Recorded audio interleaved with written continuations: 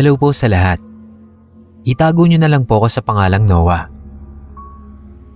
Isa po akong silent fan at first time ko lang pong mag-share ng story. Pinag-isipan ko kasi kung dapat ko pang i-share ito sa inyo. Masakit kasi sa akin ang nangyari sa family ko. Pero since hindi niyo naman ako kilala, siguro oras na rin para i-let go ko kahit paano yung nagpapabigat sa dibdib ko. Namulat kami ng kapatid kong babae sa isang masaya at nagmamahalang pamilya. Hindi kami mayaman, pero hindi ko naman din masasabing naghihirap.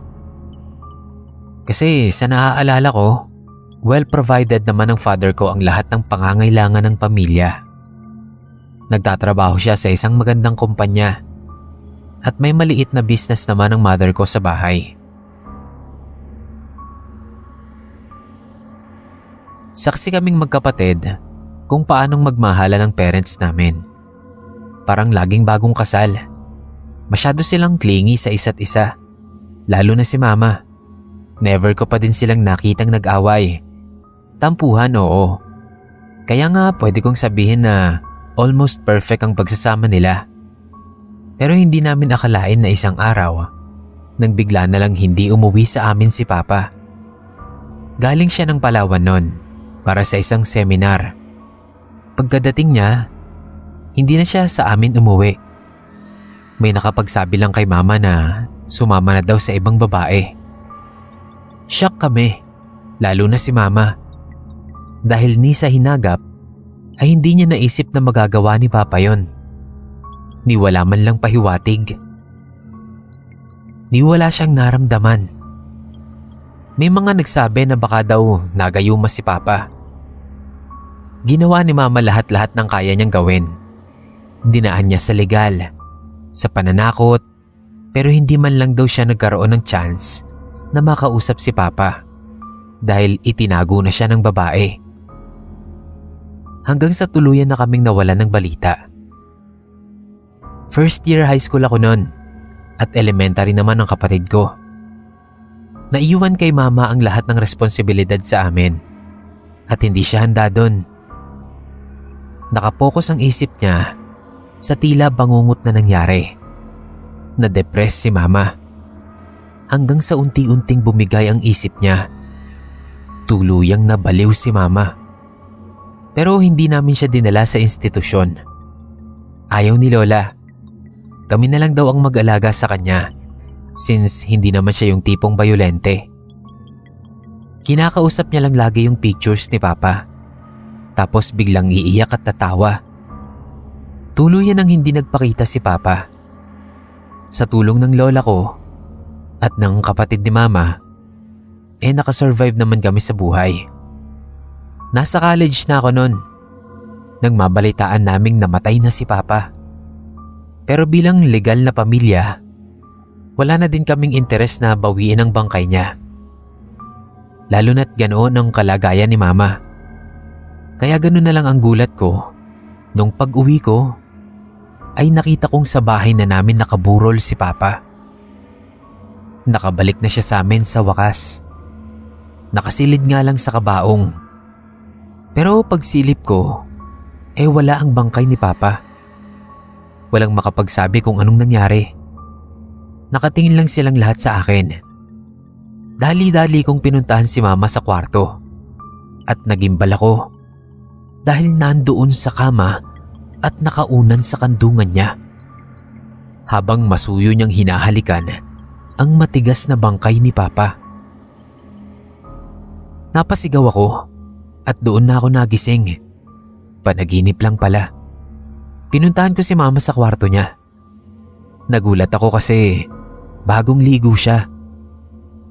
Hindi niya na hinintay si Lola na mapaliguan siya. Nakasuot siya ng puting bestida at pakanta-kanta pa habang inaayos ang beddings ng kama.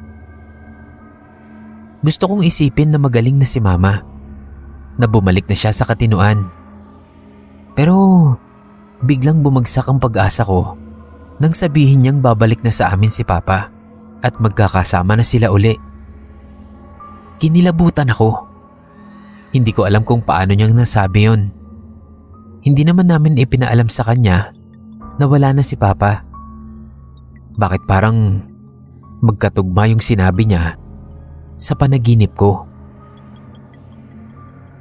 Hindi man lumabas ng kwarto, pero buong maghapong masigla si Mama. Maayos din siyang kumain. Nung gabi, napasukan nila Lola na nag-aayos siya ng muka. Kailangan daw na maganda siya at padating na si Papa. Pagka-uwi ko galing sa trabaho, naisipan kong silipin siya agad. Pagbukas ko ng pinto, ay hindi ko nagawang makareact. Agad na tumambad sa akin si Papa. Nakaupo sa tabi ni Mama at magkayakap sila. Lumingon pa sa akin si Papa at nakangiting kumaway. Nagtayuan lahat ng balahibo ko at bigla kong nakabig pasara ang pinto. Napabuga ako ng malakas na hangin. Nang makabawi, ay dahan-dahan kong binuksan ang pinto. Nakita ko si Mama, nakahiga at tulog. Wala na sa paligid ang aparisyon ni Papa. Guni-guni ko lang pala.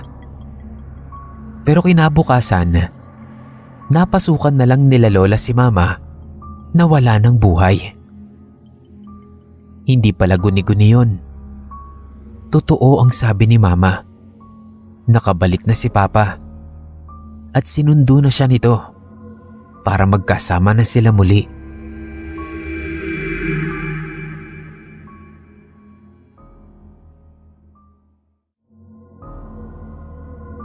Ako po si Jonas ng Sampaloc, Manila. Avid fan po ako ng channel na to since pandemic pa. Nakapag-try na din akong magpadala ng story dati, pero hindi pinalad. Sana po this time, mapansin na ni admin. Ang isi-share ko po sa inyo ay yung naging creepy experience ko noong nakatira pa ako sa boarding house somewhere in Sampaloc. Hindi ko na lang po babanggitin yung mismong lugar. Mahigit 1 taon din akong tumira doon. At kundi nga lang dahil sa pangyayaring yun, hindi naman ako aalis doon. Pero wala pong kinalaman yung boarding house na tinuluyan ko. Kasi wala akong naging problema doon. Okay yung bahay at mabait yung caretaker. Pati na yung mga tenants doon. May isang pangyayari lang na sobrang ikinatakot ko. Kaya kinailangan kong umalis sa lugar na yon. Tungkol po iyon sa isang baliw na laging laman ng street na yon. Tawagin na lang natin siyang Jessica.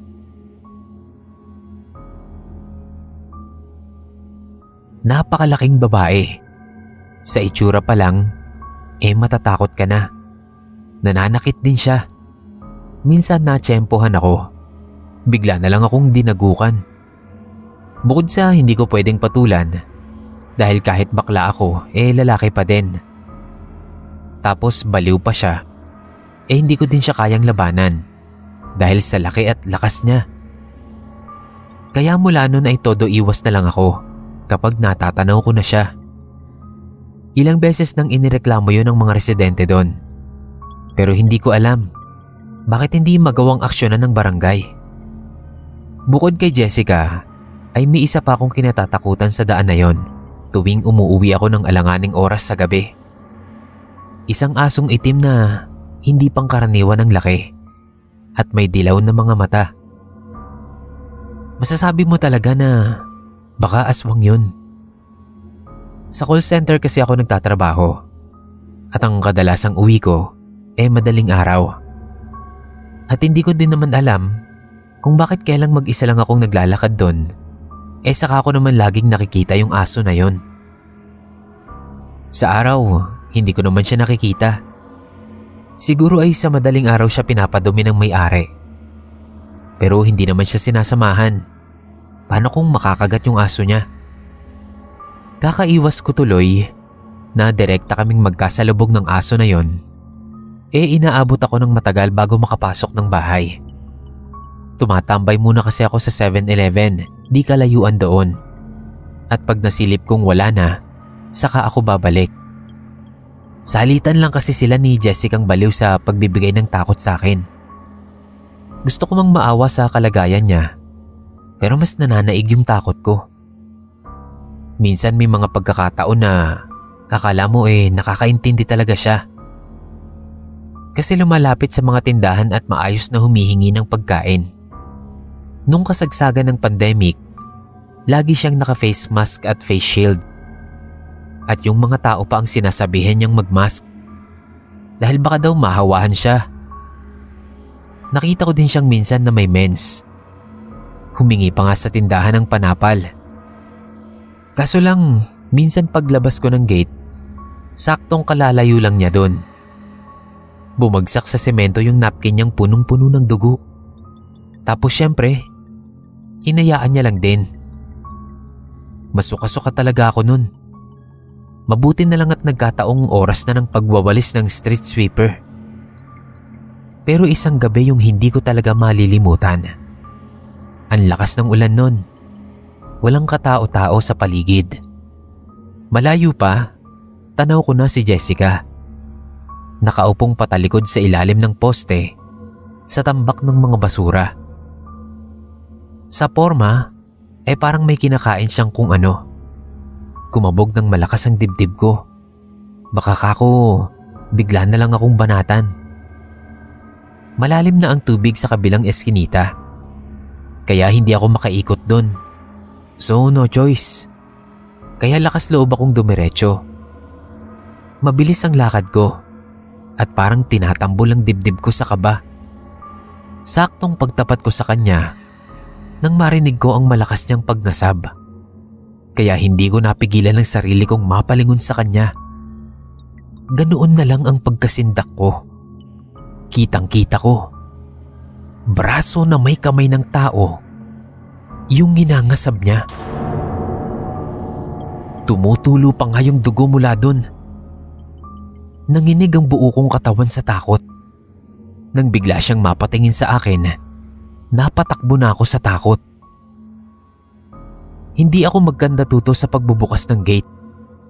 Bago ko makapasok, lumingon pa ako. Wala na si Jessica doon. Pero yung asong itim, siya na yung nakatayo doon at subo-subo sa bibig yung braso ng tao. Nanlilisik yung mga mata niya sa akin. Ako naman, takot na takot at hindi talaga makapaniwala. Hindi lang pala basta baliw si Jessica. Isa siyang aswang. Kaya pala salitan lang kung makita ko sila nung asong itim na yun. Yun pala, iisa lang sila. Kinabukasan, umalis na agad ako doon. Nakita ako ng baliw at alam niyang alam ko na ang itinatago niyang lihim. Sinabi ko yun sa caretaker para aware sila at makapag-ingat din. Nasa kanila na yun kung maniniwala sila. Sa ngayon, ang balita ko ay wala na yung baliw na aswang doon.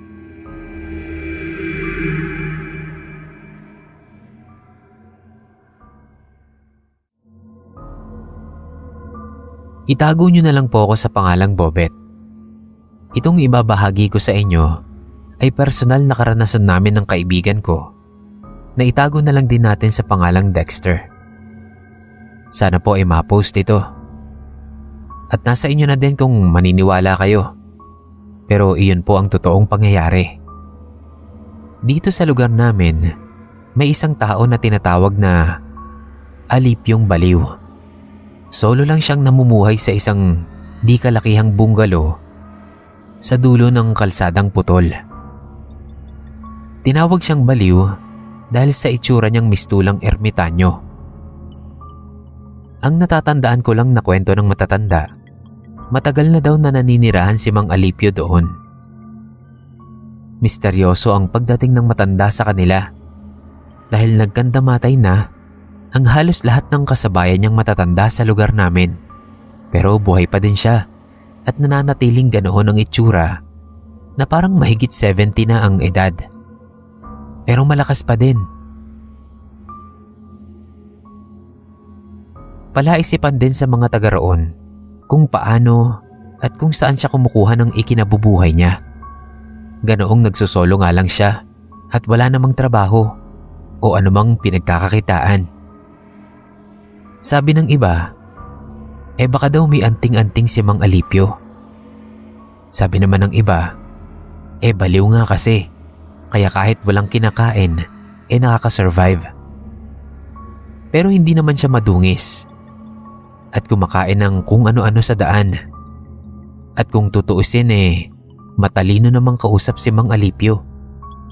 Wag lang siyang mauumpisang magkwento ng tungkol sa isang baul ng ginto na matagal na daw niyang binabantayan.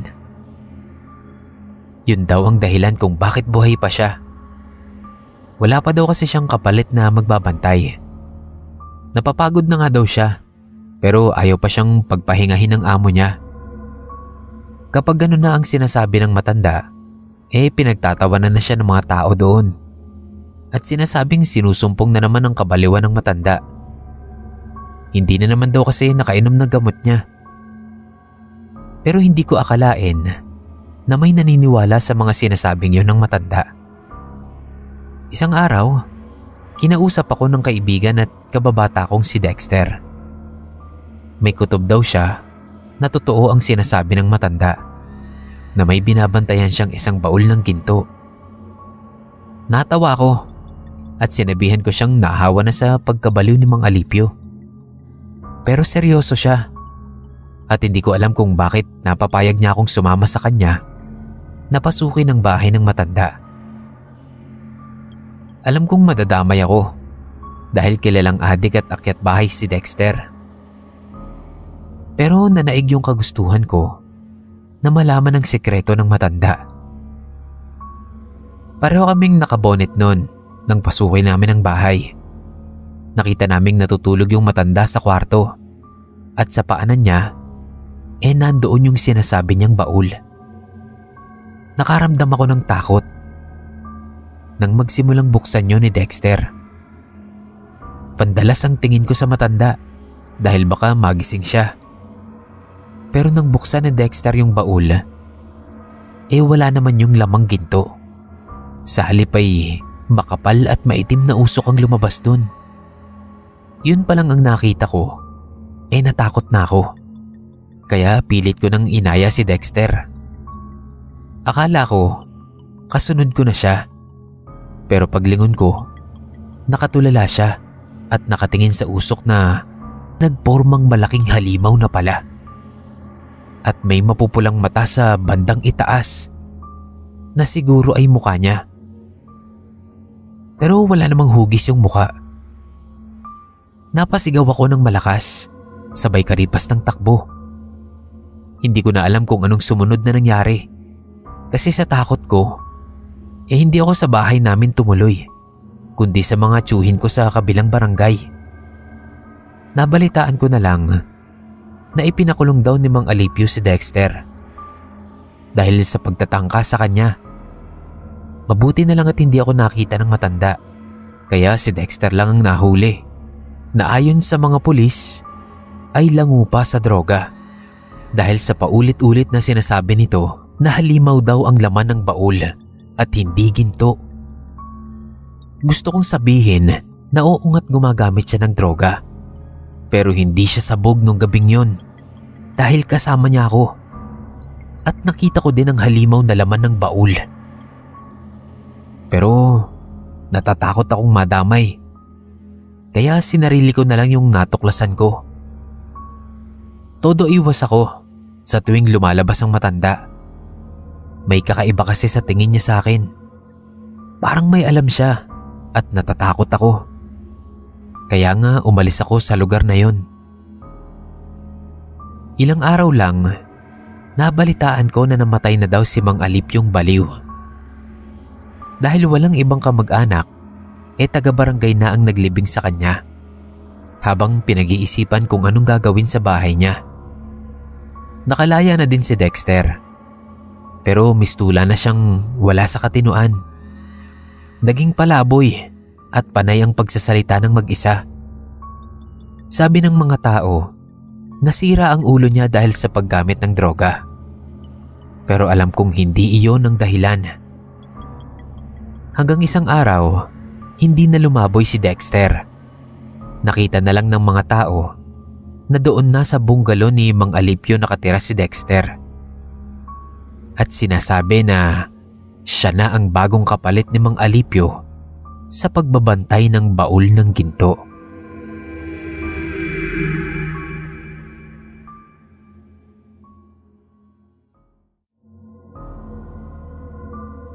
Magandang araw o gabi po sa lahat ng mga nakikinig. Kung papalaring mapili ang story ko. Ako nga po pala si Benson ng Pampanga. Gusto ko pong i-share sa inyo yung nangyari sa kapatid kong babae na itago na lang natin sa pangalang Benit. Bunso siya sa aming 5 magkakapatid. Pinakamaganda sa 3 naming babae. Maputi, makinis, maganda ang katawan.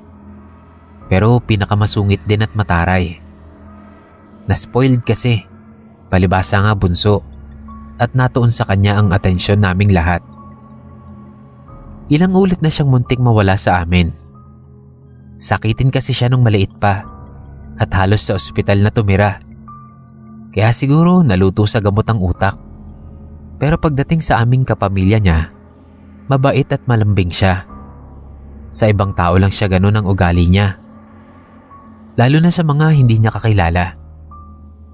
Madalas siyang pinagsasabihan ng parents namin na huwag masyadong magsusungit sa ibang tao at hindi daw siya nakakasiguro kung anong klaseng tao ang makakaharap niya sa araw-araw. Baka daw mamaya, aswang o mangkukulam na pala yung mga nakakahalubilo niya at gawan siya ng hindi maganda. Naniniwala kasi sila mama sa ganun. Yun din naman ang bilin sa amin. At sumusunod kami. May katigasan lang ang ulo ng bunso namin at hindi nakaligtas doon si Magno, isang jeepney driver na nangungupahan sa silong ng tiyahin ko na katabing bahay lang din namin. Matandang binata sa edad na mahigit 50, maitim, malaki ang katawan at hindi sa pamimintas, maaskad ang pagmumuka. Bagong lipat lang siya noon nang makita niya ang kapatid ko na bumibili sa tindahan ng tiyahin ko.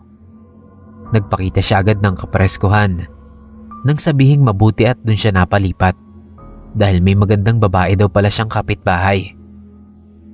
Hindi yun nagustuhan ng kapatid ko, lalo at bastos daw kung makatingin sa kanya. Kaya inirapan niya at dinabugan yung lalaki. Pero mula nun, hindi na siya tinantanan ni Magno. Sa tuwing makikita siya, laging may pahaging sa kanya. Sinaway naman ang tiyahin ko at sinabihang tigilan ng kakabiro sa pamangkin niya at napipikon na sa kanya. Pero hindi daw siya nagbibiro. Liligawan daw talaga niya ang kapatid ko. Nagalit ang tiyahin ko dahil 17 pa lang noon ang kapatid ko. At siya nga matanda pa sa tiyahin ko. Pero seryoso pala si Magno. Nagsabi siya kay tatay na liligawan niya si Benit. Maayos naman siyang kinausap ni tatay at ipinaliwanag kung bakit hindi niya pwedeng paligawan ng kapatid ko sa kanya. Pero si Magno pala ang tipo ng tao na hindi tumatanggap ng paliwanag. Sa kabila ng pakiusap ni tatay, ay nagpilit pa din siyang umakyat ng ligaw. Kahit hindi talaga siya hinaharap ni Benit. Hindi na komportable ang kapatid ko at natatakot na din siyang lumabas. Kaya naman binantaan na ni tatay na kung hindi titigilan ng panliligaw mapipilitan ng ipapulis siya. Pansamantalang nanahimik si Magno. Pero isang araw, natsyempohan niya si Benit sa simbahan kasama ang isa ko pang kapatid na babae. Pilit niyang hinila at mag-uusap lang daw sila. Nagsisigaw sila at humingi ng tulong. Nang maglapitan ng mga tao, lumakas ang loob ni Benit at kinutya niya si Magno. Sinabi niyang hindi niya magugustuhan kahit kailan si Magno dahil isa siyang matandang baliw. Tinignan daw siya ng matalim ni Magno at sinabing Baka gusto ng kapatid ko na maranasan kung papaanong maging baliw. Nung gabing yon, bigla na lang daw nag-alsabalutan si Magno at nag-iwan pa ng malaking utang sa tiyahin ko. Kinabukasan, nung gigisingin na ni nanay si Bennett, nagulat siya nang makita niyang nakaupo ito sa gilid ng kama at nakatulala. At kahit anong kausap niya, hindi ito nagsasalita at blanko lang ang tingin. Nakahinga kami ng maluwag nung magsalita na siya. Ang kaso, kung ano-ano naman ang sinasabi na hindi naman namin maintindihan. Biglang-bigla lang yung pagkakaganon niya. Nung patignan sa doktor, normal naman siyang nakakausap. Pero pagdating sa bahay, marami siyang kakatwang kilos na tila ba baliw.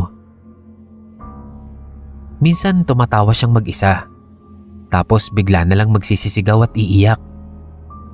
Sabi ng mga doktor, baka daw stress lang siya.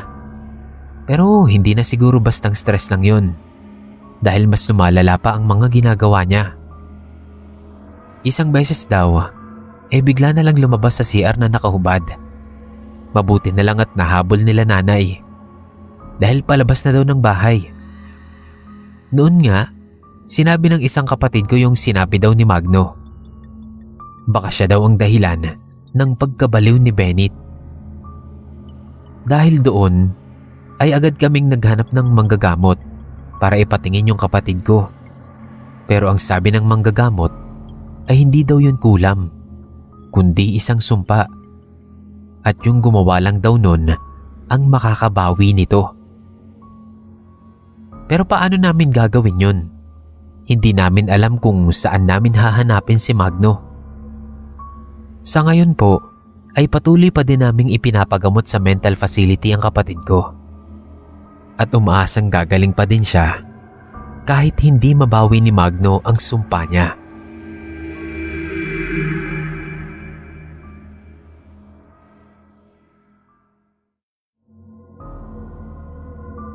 Ako po si Troy, taga Marinduque. May kakatwang karanasan po ko na hindi ko malilimutan at gusto kong i-share sa inyo. Nga pala, patagal na din akong masugid na taga-subaybay ng channel na to. Pati yung ibang side channels nyo, nakikinig din po ako doon. Mahilig din kasi talaga ako sa mga horror stories kahit pa nung bata pa ako. Sanay na ako sa mga nakakatakot na eksenang napapakinggan at napapanood ko. 2023 po nangyari yon. Pero ngayon ko lang naisipang magpadala ng story. Hindi kasi ako marunong magkwento Kaya nagpaturo pa ako sa kaibigan ko. Ganito po kasi yung nangyari. Nung mauso yung online sabong, isa ako sa mga na-addict doon. Nung una, libangan ko lang talaga. Kasi 'di ba, nag-pandemic. Nung makatikim ako ng malaking panalo, hindi na siya naging libangan lang. Naging bisyo ko na. Mabaliw-baliw ako kapag hindi ako nakakabawi. Tapos wala pang makuhang puhunan. Kaya nagkakanda utang-utang ako. Nung wala nang nagpapautang, natuto akong mangupit sa parents ko. Una, maliliit na halaga lang. Hanggang sa pati tatay kong pulis, nakupitan ko na ng malaking halaga. Sinabihan ako ng mama ko noon na wag muna akong uuwi. Magpalamig daw muna ako dahil galit na galit ang papa ko. Kilala ko kung paanong magalit ang tatay ko. Kaya sa takot ko, nagpasya akong doon na muna sa lola ko magpalamig, na kapatid ng nanay ni mama. Yung totoong lola ko, sa bayan nakatira. Hindi maiisip ni papa na nandoon ako. Kasi sa pagkakaalam niya, hindi ako tatagal sa ganong lugar ni lola. Kasi liblib yun at tawid dagat. Pero mas takot ako sa tatay ko, kaya kinaya kong makarating doon. Matandang dalaga yon. At alam kong may kasamang pamangkin doon si lola. Pero mag-isa na lang siya ng datnan ko. Pareho pa kaming hindi nagkakilanlan agad ni Lola kasi malaki na daw ako. At siya naman, tingin ko ang laki ng itinanda niya. Tapos parang may iba pa sa itsura niya. Dati ay maayos siyang manamit at laging nakapugon yung buhok niya. Yun ang tawag nila kapag nakapusod ng mataas ang buhok. Pero yung nakita ko ay nakasamburay ang kulot at buhagag niyang buhok. Tapos sira-sira at madumi ang damit niya. Naalala ko yung libro na si Sisa sa itsura ni Lola. Naawa ako sa lola ko. Hindi ko alam kung bakit ganun yung itsura niya nun. Tinanong ko kung nasaan yung kasama niya doon. Ngumiti lang siya. Wala na daw siyang kasama. Tinanong ko din kung pwede ba akong tumira doon pansamantala. Oo naman daw. Pero medyo kinilabutan ako sa paraan ng pagkakangisi niya. Parang yung sa mga nakakatakot na palabas. Sabi ko, baka kakanood ko lang ng mga horror stories yun. At saka hindi ko dapat katakutan ng lola ko. Lola ko yun eh.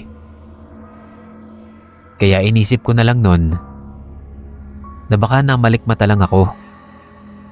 Pero hindi talaga mawala sa isip ko ang pagtataka sa nangyari kay Lola. Kung bakit ganun na yung itsura niya.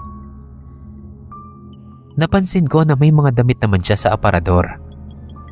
Pero bakit parang ilang araw na yung damit niya at nanlilimahid na? Hindi na din maganda ang amoy niya. Hindi lang yun, pati kilos niya ibang-iba na. Tipikal na lola siya eh. Mahigpit at strikta. Yung lola na yun sa harap ko, parang bata na tawa ng tawa. Tapos bigla na lang parang may pinapagalitan kahit wala namang kausap. Mistula siyang baliw. Hindi ko tuloy maiwasang makaramdam ng takot kahit na lola ko siya. Napaisip nga ako nun kung alam kaya ng totoong lola ko at nila mama ang kalagayan niya doon. Gustong gusto ko siyang tawagan. Kaso bukod sa mahina ang signal doon, baka malaman din ni Papa na nandun ako. Nagpapahinga ako sa kwarto noon. Nang maya-maya, tinawag ako ni Lola. Kakain na daw kami. Nagluto pala siya. Nakaramdam na din ako ng gutom noon. Pero nung makita ko yung mga inihain niya, biglang bumaliktad ang sikmura ko. Paano? Mga buong sisiw yung nakahain. Parang niluto niya ng buhay. May ulo at paa pa. Habang sumusuka ko, tawa siya ng tawa. Kinilabutan ako. Ano bang nangyari sa lola ko? Ibang-iba na talaga siya. Nagpasya ako na uuwi na lang ako kinabukasan at haharapin ko na lang ang galit ni Papa. Kailangang malaman ni Mama ang kalagayan ni Lola. Nung gabing yon, mababaw lang ang tulog ko. Pinapakiramdaman ko si Lola. Tapos nagulat ako nang biglang may kumalabog sa kwarto niya. Pagpunta ko doon, nakita ko siyang nakaupong nakatalikod. Yumuyugyug ang balikat na parang umiiyak. Nilapitan ko siya. Hinawakan ko siya sa balikat. Tapos bigla siyang humarap. Nabigla ako dahil sobrang kulubot na yung mukha niya. Tapos yung mata niya, itim na itim. At parang may lumalabas din na itim na likido sa bibig niya. Tawa siya ng tawa. Napatakbo ko palabas. Nagsisisigaw ako sa takot. Wala akong choice kundi ang bumalik na agad sa amin. Nabugbog ako ni Papa. Pero okay lang. Nalaman ko din na matagal na palang baliw si Lola Emma. Pero yung kinuwento ko tungkol sa nakita ko kay Lola, yun ang hindi nila maipaliwanag kung paanong nangyari.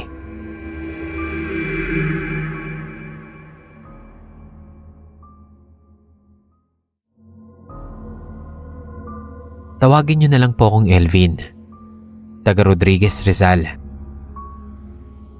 Gusto ko pong ibahagi sa inyo yung kwento ng karanasan ko nung bata pa ako. Solong anak ako at ulila na sa ina sa edad na 12. 2 taon matapos mabiyudo si Papa, nag-asawa siya ulit.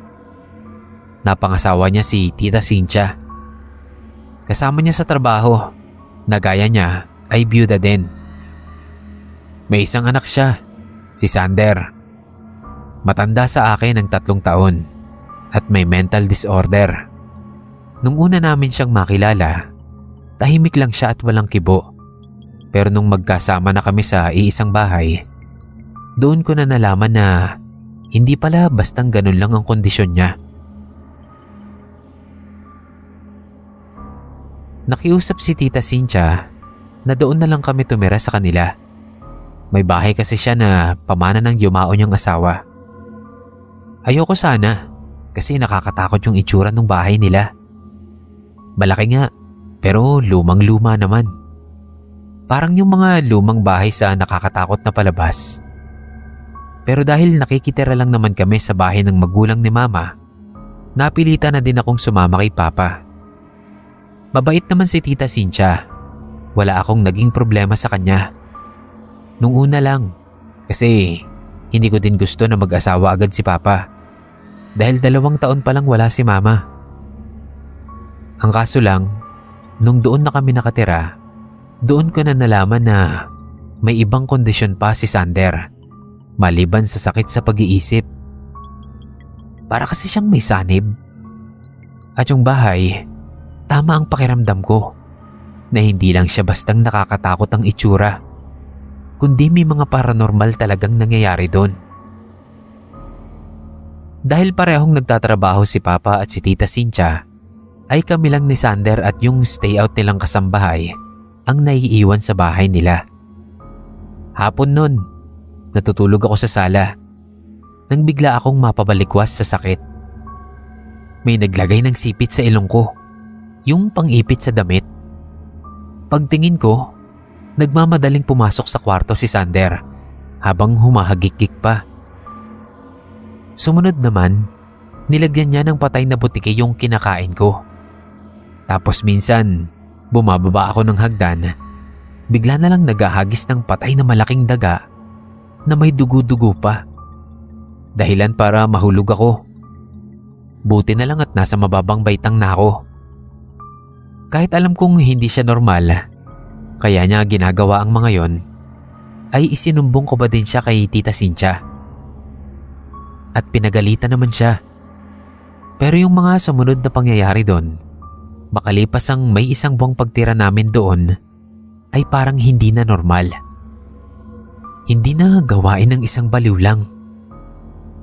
Kasi paano niyang magagawang mapunta sa 2 magkaibang lugar sa bahay nang magkasabay? Kalalabas ko lang ng banyo noon at nadaanan ko siyang kumakain sa sala habang nanonood ng TV. Pero pag akyat ko sa 2nd floor, nakita ko na naman siya. Nakaupo sa kama niya at nagkukuyakoy. Pagsilip ko sa baba, nandoon at nakatingala pa sa akin ang isa pang Sander. Pagtingin ko sa Sander na nakaupo sa kama, ay nakaharap na sa akin ang mukha niya. Pero nakatalikod pa rin ang katawan. Parang umikot lang yung ulo niya. Napasigaw ako sa takot. Nagkulong ako sa kwarto. Lumabas lang ako nung kinatok ako nila Papa. Sinabi ko sa kanila yung nangyari, pero hindi siya naniwala. Guni-guni ko lang daw yun. Nung gabing yon, napilitan akong sumabay sa kanila sa pagkain. Pinatawag nila si Sander sa taas ng kwarto. Alanganin man, napilitan akong sumunod. Pero nakahigang patalikod siya at hindi sumasagot. Sa takot kong may makita na naman akong kababalaghan, bumaba agad ako at sinabing ayaw bumangon ni Sander. Pero laking gulat ko nang makita kong nakaupo na siya doon at kumakain. Namutla ako at hindi makapagsalita habang si Sander ay pailalim na nakatitig sa akin at nakangisi pa. Mula noon, natakot na akong lumapit sa kanya. Nagkukulong na lang ako sa kwarto ko. Isang hapon, umuulan. Kinatok ako ni Aling Ida na kasambahay nila. Dinig na dinig ko na boses niya yon. May punto siya ng Bisaya, kaya kilala ko yung boses niya. Pero pagbukas ko ng pinto, si Sander ang nandoon. Pulang-pula ang nanlilisik niyang mga mata. Bigla kong naibalibag ng pagsara yung pinto. Takot na takot ako. Sinabi ko kay Papa na natatakot na ako doon. At ibalik na lang niya ako kay na Lola. Pero ayaw niya. Isang gabi, habang natutulog ako, may kumakalampag sa bintanang kapis. Nang tignan ko, nakita kong may anino sa labas. Sa hugis pa lang, ay kilalang kilala ko ng si Sander yon. Nangilabot ako nun, kasi yung anino niya ay may sungay. Bago pa ako makareact, bumukas na yung bintana. At nanindig ang mga balahibo ko nang makita ko si Sander. Nakalutang sa ere. Nagsisigaw na ako at kinalampag ko sina Papa. Pero wala na si Sander. Nasa kwarto na siya at tulog na tulog. Kinabukasan, naglayas na ako. Bumalik ako sa bahay nila Lola. Hindi na ako bumalik kahit anong pilit nila Papa. Hindi ko na kayang tumira sa bahay na yon, na hindi ko alam kung baliw ba talaga ang kasama ko o may sanib.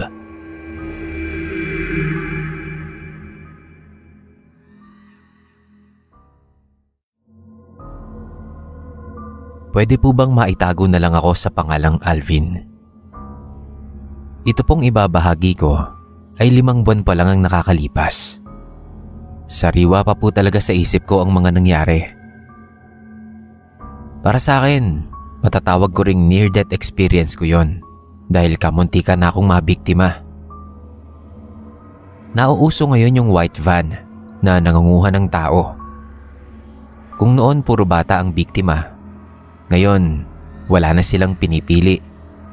Kahit matanda o lalaki ka, basta siguro gumagana yung laman loob mo, hindi ka pa tatawarin. 5 buwan ang nakakalipas, nagtatrabaho ko bilang isang maintenance worker sa isang rehab. Malapit lang sa amin yon, 2 kanto at isang eskinita ang layo. Dahil batak ako sa lakaran, hindi uso sa akin ang sumakay sa tricycle. Kaya nilalakad ko lang yon tuwing uuwi ako ng 5:00 ng hapon. May hindi magandang nangyari sa akin. Nagkaroon ng problema doon sa rehab na pinapasukan ko. Nakaaway ko kasi yung isang kasamahan namin, kaya ginawan ako ng kwento. Na kinakausap ko daw yung dating pasyente ng rehab at naaya pa daw akong gumamit. Lilinawin ko na agad na wala pong ganong nangyari. Galit na galit ako at sinugod ko yung kasamahan ko. Kamuntikan ko nang mabigyan ng suntok pero naawat kami. Wala pang uwian pero pinauwi na ako. Sinuspindi din ako ng 1 linggo. Inis na inis ako sa naging desisyon ng boss ko. Wala naman akong kasalanan pero ako pa tong naparusahan. 3:00 ng hapon nang mapauwi ako. Dating gawi, naglakad ako at nadaanan ko yung mahabang eskinita. Habang naglalakad, hindi ko alam pero bigla akong napahinto sa paglalakad ko. Para po bang nakaramdam ako ng mabigat na pakiramdam. Hindi ko siya maintindihan pero ipinagsawalang bahala ko lang. Nakauwi ako at inaasahan ko nang tatalakan ako ng misis ko dahil 1 linggo nga akong walang trabaho. Nang gabing yon, yung tita ko sa probinsya biglang nag-video call sa amin. Napanaginipan niya daw ako ng umaga na yon na namatay daw ako sa isang karumal-dumal na krimen. Pero may ginawa naman daw siya para hindi matuloy yon. Kinausap daw niya yung kakilala niya na matanda na maraming alam sa mga ganoong pamahiin at paniniwala. Ang ipinagawa daw sa kanya ay ipinasulat sa mga dahon ng laurel yung napanaginipan niya at saka sinunog. Saka lang daw pwedeng sabihin sa akin ni tita yung tungkol doon sa panaginip niya kapag nagdilim na daw ang paligid. Ang ibig sabihin daw nun ay naiwasan ko ang paparating sanang kapahamakan. Maniwala nga daw ako dahil patay na daw sana ako, pero nailigtas lang. Hindi naman sana ako maniniwala, pero kinabukasan, laman ng usap-usapan sa lugar namin si Luigi. Sing edad ko lang din at kalapit bahay lang namin. Nawawala daw kasi si Luigi. Huli daw siyang nakita pauwi daw ito galing sa isdaan, 5:00 ng hapon. Pero yung pamingwit na dala niya, nakita doon sa eskinita. Iyon daw ang nakapagtataka. Kinausap pa ako ng pamilya ni Luigi kasi baka nakasabay daw ako sa eskinita. Pero sabi ko, maaga akong umuwi nun. Pero hindi ko na sinabi na nasuspindi ako sa trabaho. Matapos lang din ng 1 linggo, may nakakita sa katawan ni Luigi. Iniwan ito sa gilid ng eskinita at ang nakapanghihindik pa ng balahibo ay walang kalaman-laman ang loob ng katawan ni Luigi. Walang natira sa lamang loob niya. Posible raw na noong araw na nawala siya at umuwi ng hapon bandang 5:00 ay iyon daw ang oras na nangyari ang krimen. Bigla akong napaisip. Kasi si Luigi, bihira lang yun maglakad pag nangingisda. Madalas nakakulong-kulong yun. Nagkataon na nasira daw yung sasakyan ni Luigi at naglakad na lang nung araw na yon. Sabi ko sa mga tao na posibleng ang pumatay kay Luigi yung mga nangunguha ng laman loob ng tao at siyang gagamitin para sa iba. Naisip ko tuloy na siguro kung walang nangyaring problema sa trabaho, kung hindi ako ginawa ng kwento ng kasamahan ko, kung hindi ako nasuspinde, kung umuwi ako ng 5:00 ng hapon, ay baka ako ang naabutan at nabiktima ng mga walang pusong tao na yon. Sa takot ko, hindi na ako naglalakad ng mag-isa doon sa eskinita na yon. Laking pasasalamat ko na lang na naiiwas ako sa isang malaking trahedya. Nakakalungkot lang din isipin na nakaligtas nga ako pero may buhay naman na kinuha. Sumalangit nawa ang kaluluwa ni Luigi.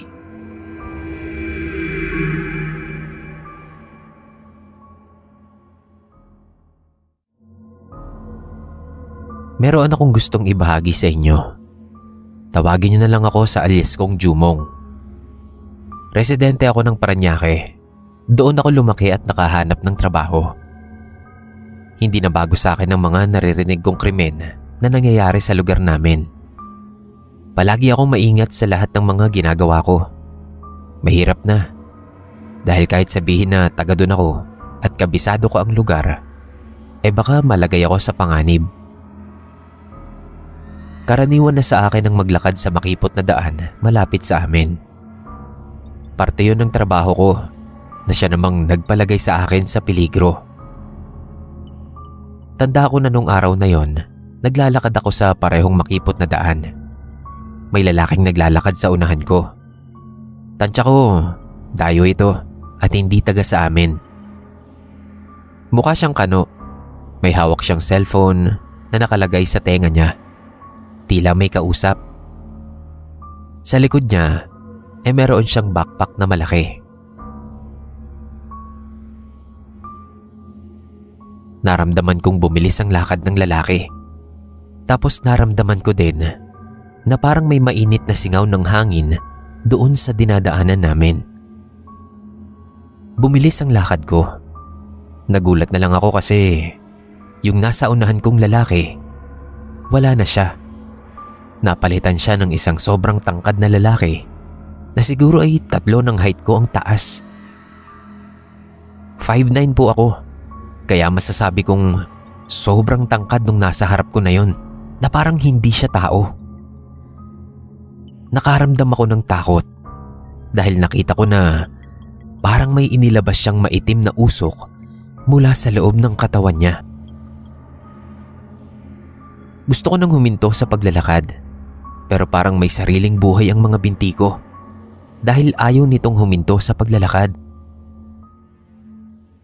Tumingin ako sa paligid kasi parang sobrang haba na ng eskinita na nilalakaran namin. Sa sobrang haba nga, ramdam na ramdam ko na yung pagkahapo ng katawan ko. Pero ayaw pa rin tumigil. Ramdam na ramdam ko din nun yung sobrang init na dumadapo sa balat ko. Para akong sinusunog. Hindi matapos-tapos yung eskinita na nilalakaran namin. Nararamdaman ko na gusto nang bumigay ng mga paa ko. Tumingin ako sa ibaba at nakita kong wala na pala akong suot na tsinelas. Nakatapak na lang ako at puro sugat na rin ng mga paa ko. Napansin ko yung tagiliran ko. May nakatarak na patalim. Doon ko na lang naramdaman yung kirot ng pagkakasaksak. Nagtataka ako. Hindi ko alam kung anong nangyayari nun. Bakit ako may saksak? Kahit na ganun yung kalagayan ko, kahit gusto nang bumigay ng buo kong katawan dahil hindi ko na kinakaya yung kakaibang sakit, ay hindi ko pa rin mapigilan na sundan yung matangkad na lalaki sa harap ko na parang pinaparusahan ako. Iyon na ang huli kong naaalala bago ako nagising at matagpuan ang sarili ko sa ospital. Wala akong kahit anong naaalala kung bakit ako napunta ron. Pamilya ko na ang nagkwento sa akin ng lahat. Natagpuan daw nila ako sa eskinita malapit sa amin. May saksak daw ako sa tagiliran. Posible daw na yung sumaksak sa akin ay isang magnanakaw. Baka daw yung magnanakaw na yon ay yung hindi mahuli-huli sa lugar namin. Galit na galit yung pamilya ko kasi ilang beses nang may nanakawan at nasaksak doon sa lugar namin, lalo na sa eskinita na yon. Pilit kong inaalala ang nangyari, pero ang pumapasok sa isip ko ay yung matangkad na lalaki na sinusundan ko. Nang maalala ko yon, nakaramdam ako ng takot. Naalala ko yung pakiramdam na parang sinusunog ang balat ko, na pagod yung katawan ko at gusto nang sumuko. Pero hindi ako tumitigil. Naiyak na lang ako kay mama. Akala nila na trauma ako sa nangyari. Pero ang totoo, umiiyak ako dahil sa mga kasalanan ko. Walang kaalam-alamang pamilya ko na yung isa sa tinutukoy nilang magnanakaw sa lugar namin ay ako mismo. Ginawa ko ng trabaho ang pagnanakaw. Kapag may dayo sa amin, sinusundan ko at tatakutin ko para maibigay sa akin lahat ng gamit nila. Sumali ako sa isang grupo ng gang sa amin at isa sa trabaho namin ay ang pagnanakaw. Yung patalim na nakasaksak sa tagiliran ko ay pag-aari ko mismo. Ang pagkakatanda ko nun, sinusundan ko lang yung kano dahil pinagtatangkaan ko siyang hold upin. Pero hindi ko alam kung anong nangyari. Bakit ako ang nasaksak? Wala talaga akong maalala. Pero yung alaala na naghihirap ako habang sinusundan ko yung matangkad na lalaki na yon ang hindi mawala sa isip ko. Parang pinaparusahan ako sa nagawa ko. At kapag nagpatuloy ako sa gawaing yon, posibleng ganoon ang kahihinatnan ko. Nagbahagi ako ng kwento ko dahil gusto ko pong magbago. Sa kasalukuyan po ay meron na akong desenteng trabaho at kailanman hinding-hindi na ako babalik sa masamang gawain dahil ako na po ang nagpapatunay na pagbabayaran natin lahat ng kasamaan na nagawa natin sa mundo.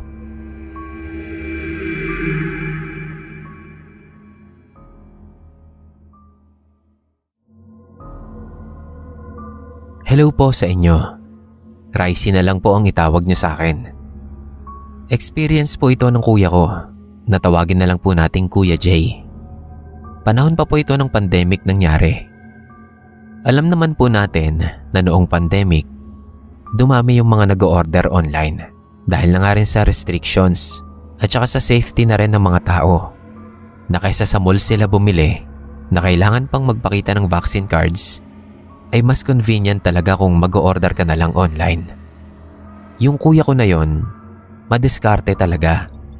Nag-apply siya noon na maging delivery rider ng Orange app. Dati naman na siyang delivery rider sa mga food naman, pero mas malakas daw ang kitaan doon. Hanggang sa nagtuloy-tuloy na nga po yung trabaho niya na yon until noong 2023. Huminto na siya sa pagde-deliver.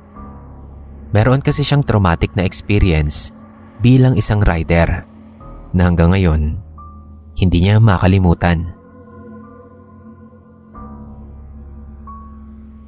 Ayaw niyang sabihin kung saang lugar, pero around Manila lang po. May parcel siyang i-deliver sa lugar na yon, kung saan papasukin niya pa yung liblib at makitid na daan. Looban na talaga siya. Usually, hindi napupuntahan ng mga tagalabas yon. Yung mga nakatira doon, hindi nila pag-aari yung lupa. Nakikitira lang din sila doon, since wala namang nakatayong commercial buildings doon. Until na nagsunod-sunod na yung maliliit na bahay doon. Ganito daw po yung itsura ng lugar. Sa sobrang sikip ng daan, single na motor lang ang kayang makadaan sa loob. Sa kaliwa at kanan na gilid ay nakatayo yung maliliit na bahay.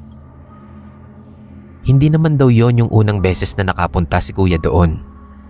Nakapag-deliver na daw siya doon, pero unang beses daw na magde-deliver siya sa pinakadulo pa daw ng eskinita na yon. Madami daw kasing eskinita na lilikuan, kaya nung time na yon, pansin na ni kuya na naliligaw na ata siya, kasi iisang eskinita lang yung nilalabasan niya. Parang ang layo niya na rin daw mula sa labasan kung nasaan nga yung highway. Magdidilim na nun. Nabahala na si kuya, kaya kahit wala siyang kakilala doon sa may bandang dulo ng eskinita, ay nagtanong siya nang may makita siyang babae na nakaupo sa tapat lang ng bahay. Ang weird daw kasi kahit aling bahay doon, wala man lang kuryente. Tapos halatang sira-sira na yung bahay. Hindi daw nagsalita yung babae. Itinuro lang yung direksyon na hinahanap niya. Sinundan naman ni kuya yung itinuro ng babae hanggang sa ibang eskinita na yung nilabasan niya. Pero hindi pa rin niya natuntun kung saan i-deliver yung parcel. Wala din daw kasing sumasagot dun sa number na nakalagay sa information. Pangalan na yung tinanong ni kuya sa isang matanda naman. Ganon din daw ang nangyari. Hindi nagsalita yung matanda at itinuro lang yung bahay na malapit lang doon. Yung bahay na itinuro ay maliit lang din. Walang ilaw at saka parang walang nakatira doon. Iniwan na nga lang daw ni kuya sa harap ng gate yung parcel at saka mabilis na siyang umalis sa lugar na yon. Nakaramdam na daw kasi siya ng takot sa mga taong nandoon. Para daw silang hindi normal dahil mga nakaupo lang ang mga ito sa labas. Hindi nagsasalita at hindi rin gumagalaw. Madilim na daw nun, pero wala man lang daw ilaw na nakasindi. Inabot daw siya ng kalahating oras bago nahanap yung daan palabas doon sa eskinita na yon. May nakausap siya na kapwa rider na dati na rin nakapag-deliver sa lugar na yon. Nagulat si kuya nang malaman niya na sa pinakadulo daw ng eskinita na yon ay halos wala na daw nakatira. Kung meron man, mga iilan na lang na palaboy. Noong kasagsagan daw kasi ng pandemya, mga year 2021, nagkanda hawa-hawa daw yung mga nakatira doon sa eskinita. Wala naman daw nadala sa ospital. Doon lang daw nag-quarantine. At halos lahat daw ng mga nakatira doon ay mga namatay dahil sa COVID. Meron pa nga daw pamilya doon na sama-samang natagpuan ng bangkay sa iisang kwarto. May usap-usapan daw na yung parte na dulo ng eskinitang yon ay sadyang ipinasunog para masunog din daw yung mga bangkay ng nakatira doon. Kinilabutan yung kuya ko nang malaman yon. At simula nga nun, huminto na siya sa pagiging rider at humanap na lang ng ibang trabaho.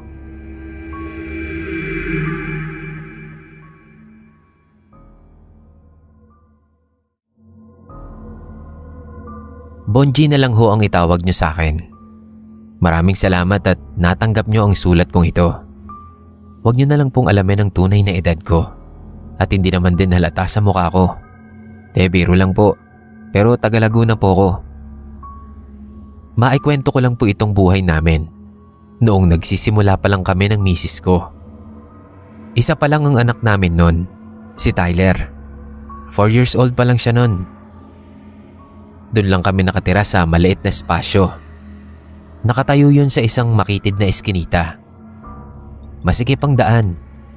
Siguro nga kung 5 kayong magkakaibigan na dadaan doon, hindi kayo pwedeng sabay-sabay na maglakad. Ganoon talaga kakitid. Walang-wala din kami ng mga panahon na yon, kaya napilitan kaming mangupahan muna sa lugar na yon. Kapag galing ako sa trabaho, yung anak kong si Tyler laging nakabantay na doon sa tapat ng bahay namin tuwing hapon na uuwi ako. Hinihintay niya ako at sasalubungin niya ako ng isang mahigpit na yakap. Nasanay na ako na ganun yung ginagawa niya. Iyon yung pampawi ko ng maghapong pagod.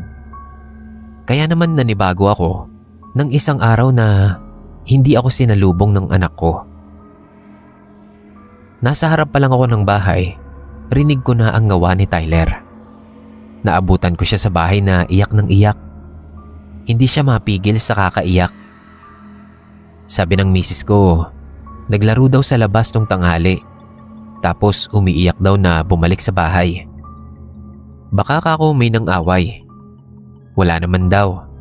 Iyak ng iyak at paulit-ulit na sinasabi na putol ulo nila. Nagwawala na siya at ayaw niyang lumabas ng bahay dahil nakakita ang anak ko ng mga taong nakatambay sa labas at walang ulo. Tatahan lang siya kapag nakatulog na siya. Pero paggising ng umaga, iiyak na naman siya at sasabihin na naman niya na putol ang ulo ng mga tao doon sa amin. Siyempre kinabahan kami sa mga nagiging kilos ng anak namin. Ayaw niya nang makakita ng mga tao sa labas. Kahit nga yung pare ko na parating dumadalaw sa amin na taga-kabilang bahay lang, ay ayaw niya na ring makita dahil maski daw ito, wala ring ulo.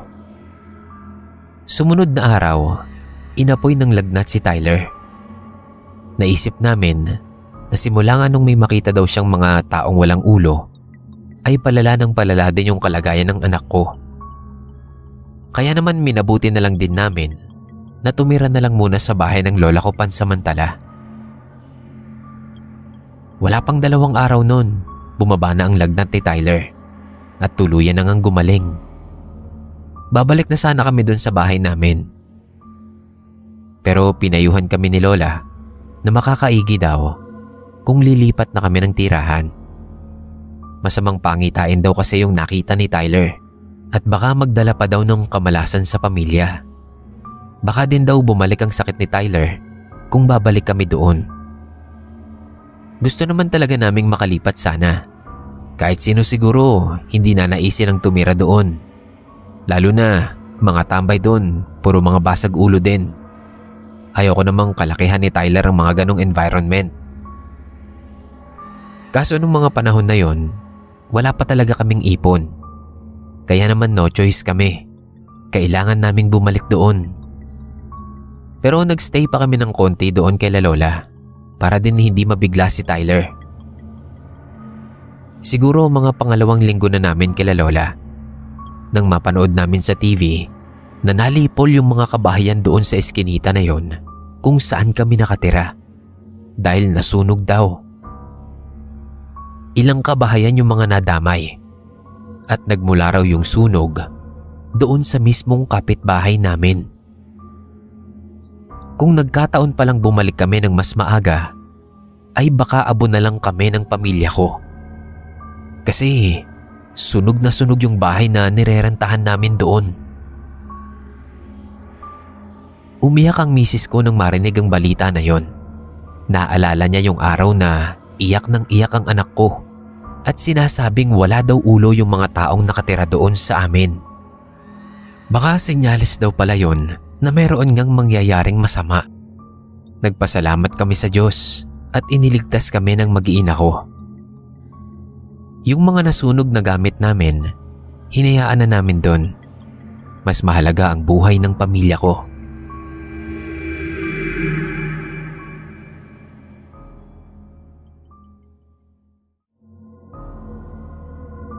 Pagbati po sa inyong lahat na mga nakaabang ngayon sa panibagong episode ng mga totoong karanasan.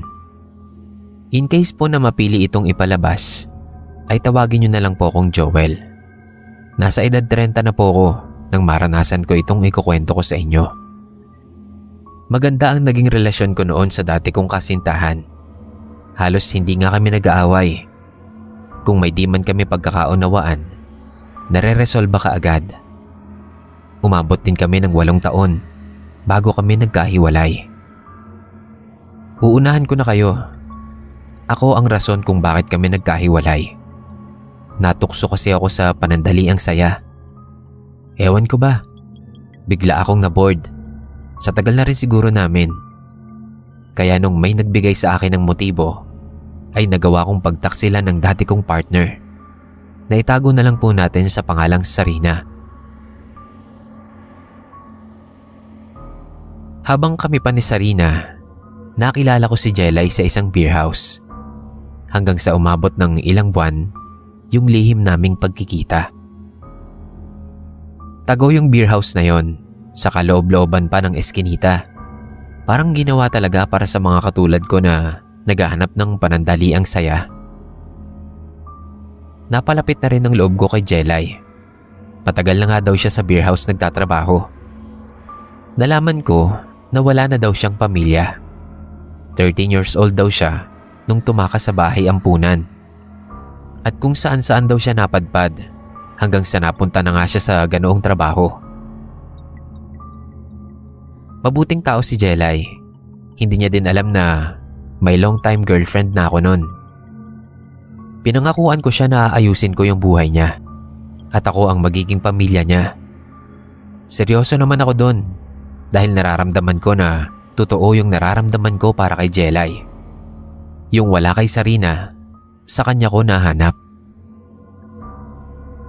Di nagtagal, nahuli ako ng partner ko. Galit na galit siya nun. Nung araw din na yon, sinugod niya sa beer house si Jelay. Kinaladkad niya palabas ng beer house. Hinila niya si Jelay doon sa pinakadulo ng eskinita, sa pinakamadilim na parte. Wala nang tao doon, tambakan lang yun ng basura. Sinundan ko sila at pilit na pinapakalma si Sarina, pero nagwawala siya. Ayaw niya akong palapitin kay Jelay. May tama na rin ako ng alak noon, kaya hindi ko magawang bilisan ang lakad ko. Ang mga sumunod na nangyari ay hindi ko inaasahan.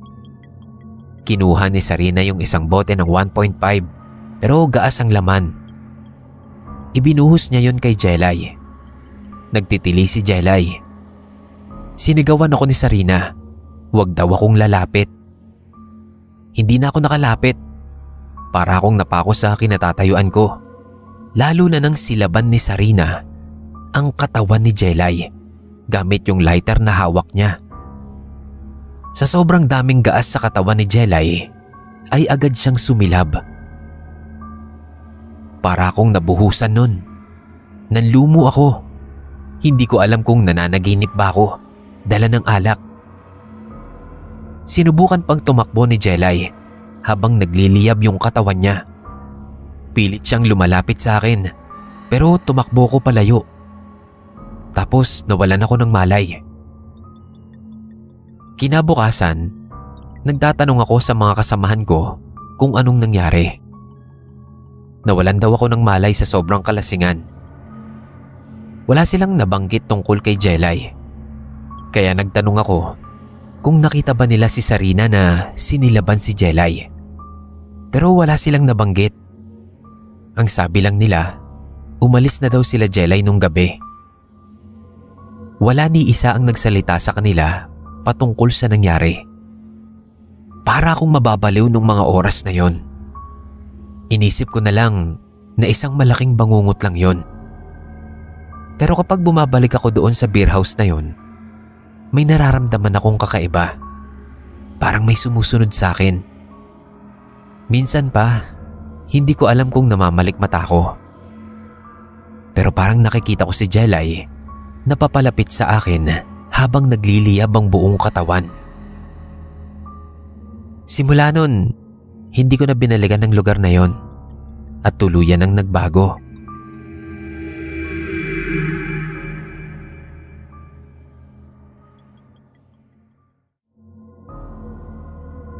Magandang hapon mga kapasta. Tawagin niyo na lang po akong Ranilo. Maikli lang naman itong kwento ko. Hindi ko masyadong pahahabain. Minsan sa buhay ko, may kakaiba talagang nangyari. Hindi ko alam kung nasa kategorya ba yon ng horror.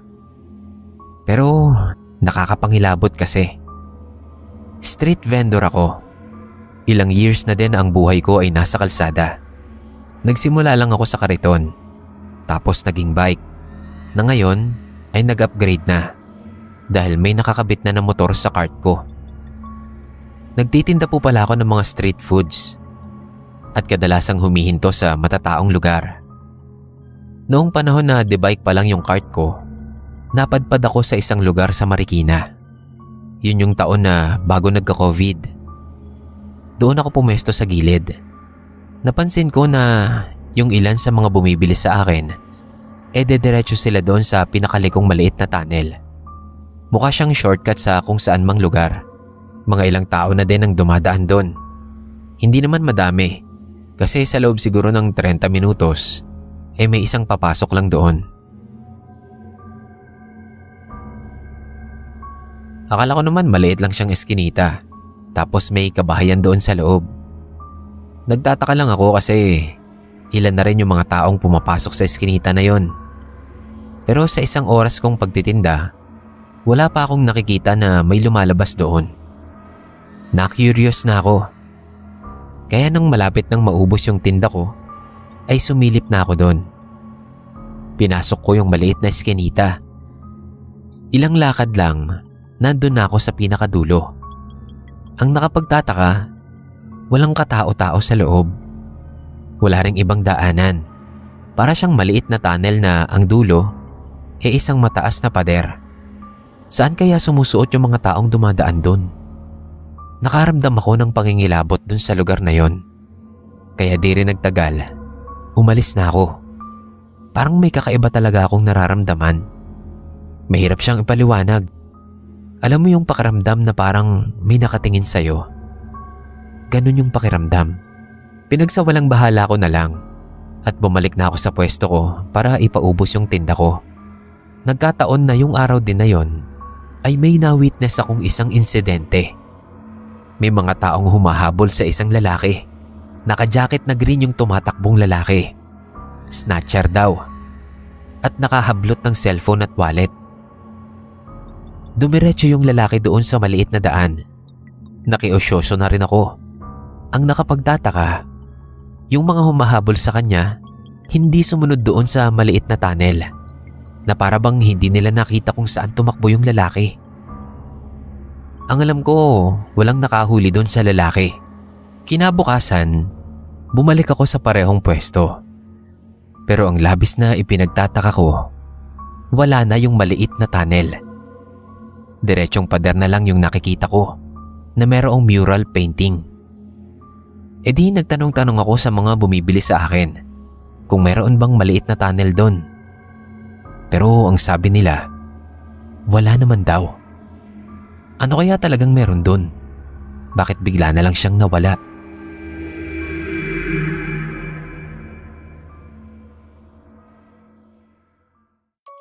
Yo mga kapasta!